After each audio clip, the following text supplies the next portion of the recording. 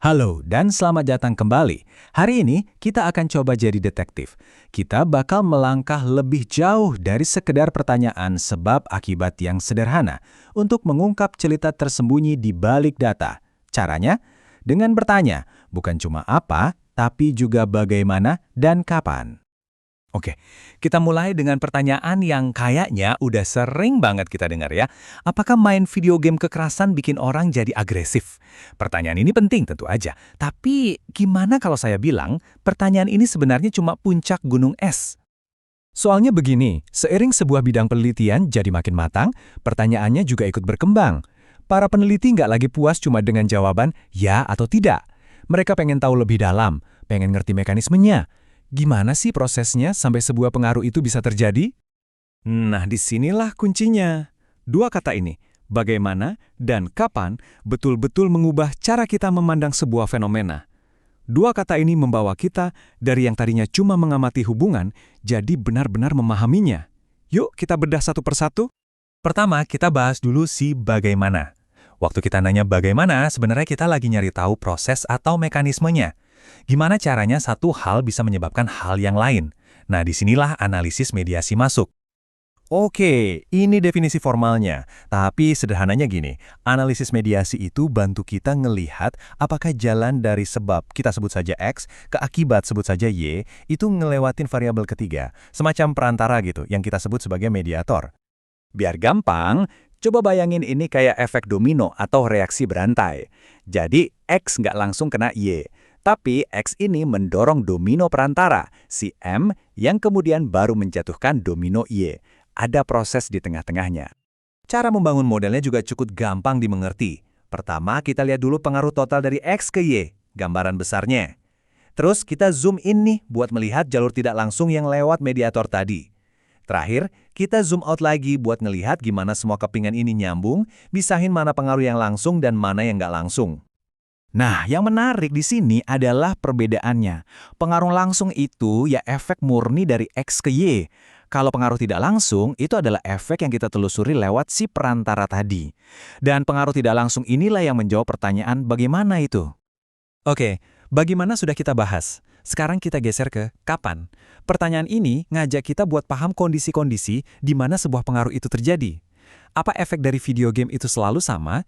Atau jangan-jangan cuma muncul di situasi tertentu aja?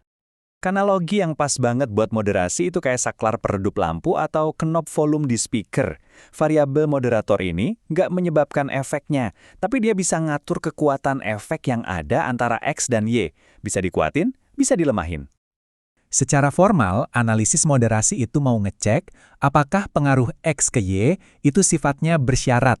Maksudnya, apakah pengaruhnya bisa berubah-ubah tergantung level dari variabel ketiga. Kata kuncinya di sini adalah interaksi.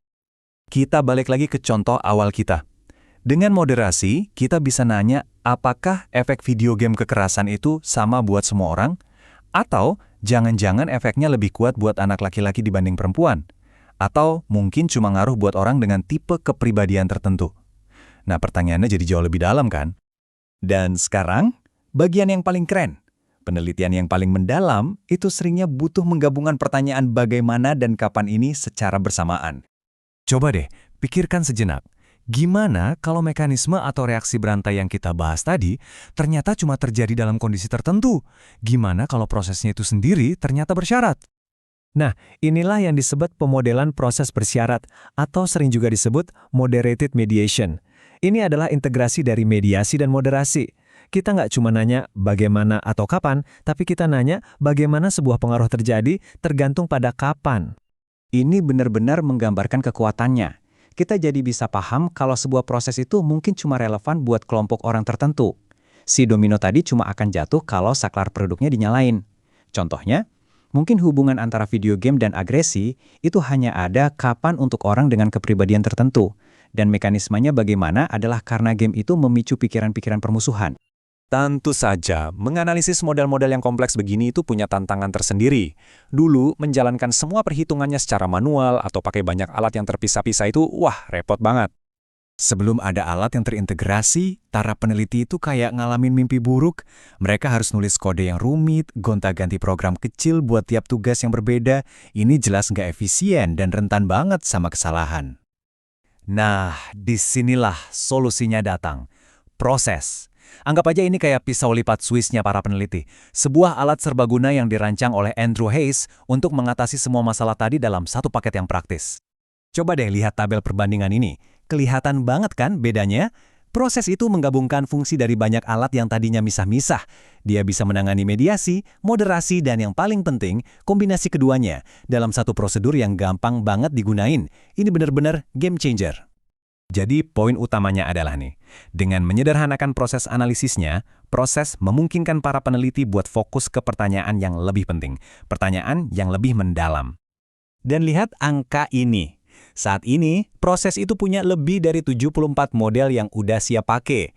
Ini nunjukin betapa fleksibelnya alat ini bisa mencakup hampir semua skenario mediasi, moderasi, atau proses bersyarat yang bisa dibayangkan oleh seorang peneliti.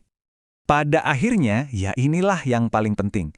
Dengan beralih dari pertanyaan apakah ke bagaimana dan kapan, kita bisa menceritakan kisah yang lebih kaya, lebih akurat, dan tentunya lebih berdampak. Ini soal memahami betapa kompleksnya dunia nyata. Jadi, saya akan tutup pembahasan kali ini dengan sebuah pertanyaan untuk Anda. Setiap data itu pasti punya cerita yang tersembunyi. Pertanyaan sebenarnya adalah, apakah kita sudah mengajukan pertanyaan yang tepat? Pertanyaan bagaimana dan kapan untuk benar-benar mengungkap cerita itu? Terima kasih sudah menyimak penelusuran kali ini.